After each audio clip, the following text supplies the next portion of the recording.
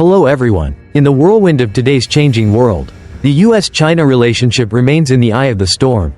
Every move, no matter how small, between these two superpowers can send shockwaves across the global power map.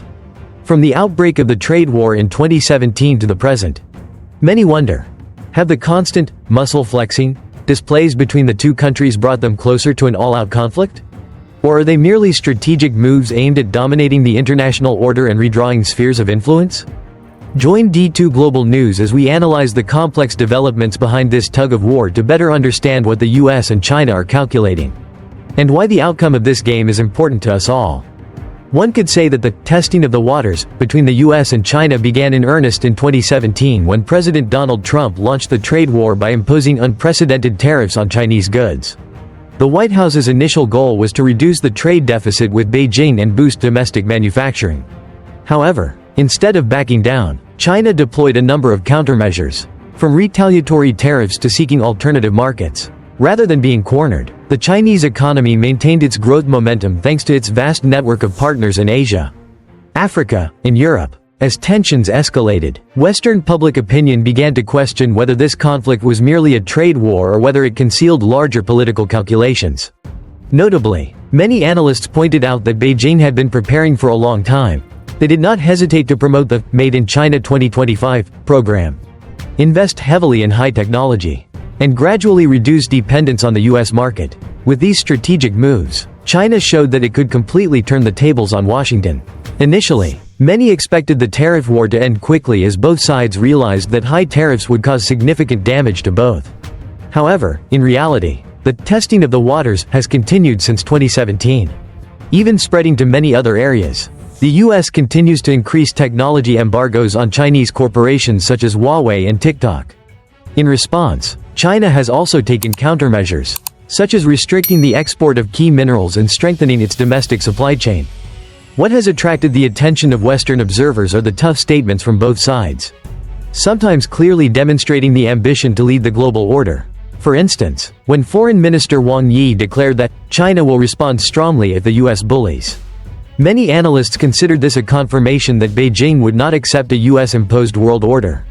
On Washington's side, their goal is not merely to protect American jobs, but also to restrain China's rapid development in key areas such as artificial intelligence, 5G, and semiconductor technology. From a purely economic perspective, the question of who is suffering more is always a hot topic in economic forums, attracting the attention of public opinion in the US and Europe. If we consider only the field of merchandise exports, the US holds the advantage in technology and services, while China has the strength in large-scale production with low costs.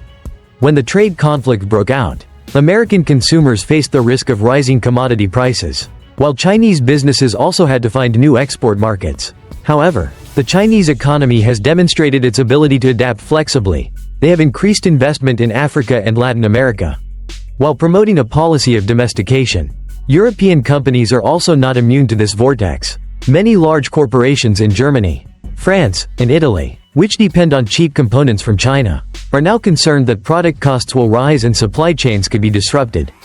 On the other hand, if they want to access the US market, European businesses are forced to comply with regulations that benefit Washington.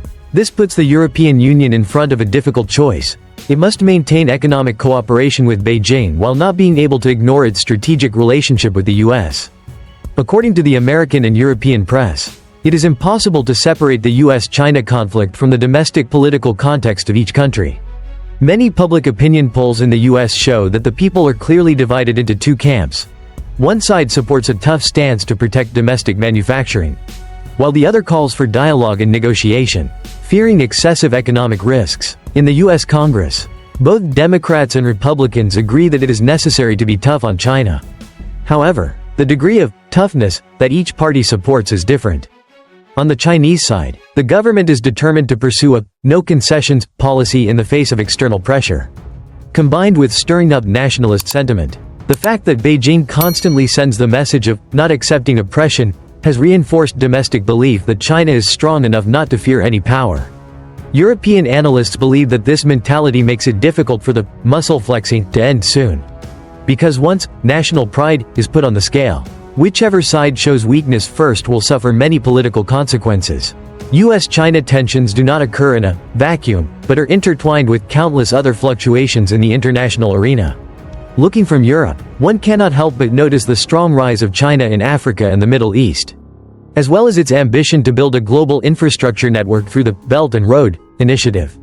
Washington is concerned that these are steps to expand Beijing's geopolitical influence, creating a counterweight to the Western alliance system. In contrast, Beijing asserts that they are only raising their economic position, and whoever will dominate the world will be decided by actual strength.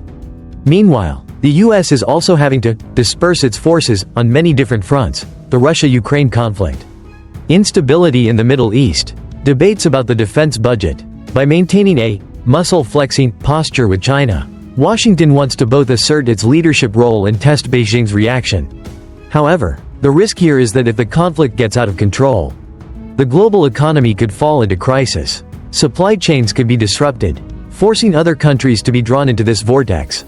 Western political analysts often compare the US-China relationship to a dramatic action movie, in which the two main characters constantly probe and threaten each other, but at the same time understand that if an all-out conflict occurs, both will suffer heavy losses. Therefore, it is hoped that cooling down agreements, similar to the previous Phase 1 trade agreement, can pave the way for longer-term negotiations between the two countries. Many experts also suggest applying the philosophy of Stoicism to the US-China relationship, instead of being caught up in the vortex of national pride.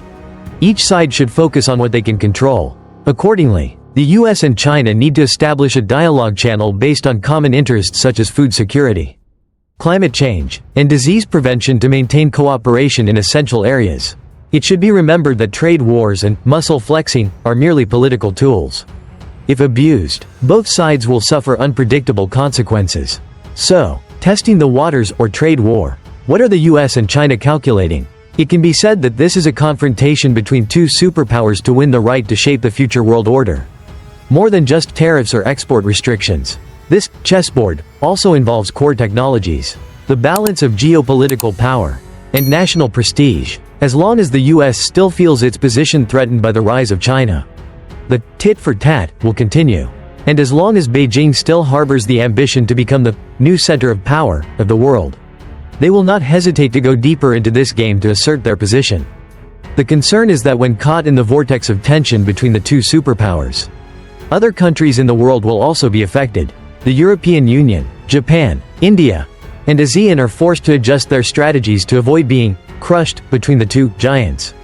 In the era of globalization, the zero-sum model is almost no longer relevant. There will always be competition, but if it exceeds the limit, all parties will have to pay the price. On the positive side, these two superpowers still have certain commonalities in economic interests, energy needs, and the desire to cooperate in the field of innovation. These commonalities could help the US and China cool down tensions at the last minute, maintaining stability at an acceptable level. Policymakers in both Washington and Beijing understand that although muscle flexing is necessary to maintain face and position, if the two sides completely separate from each other, both will suffer long-term losses.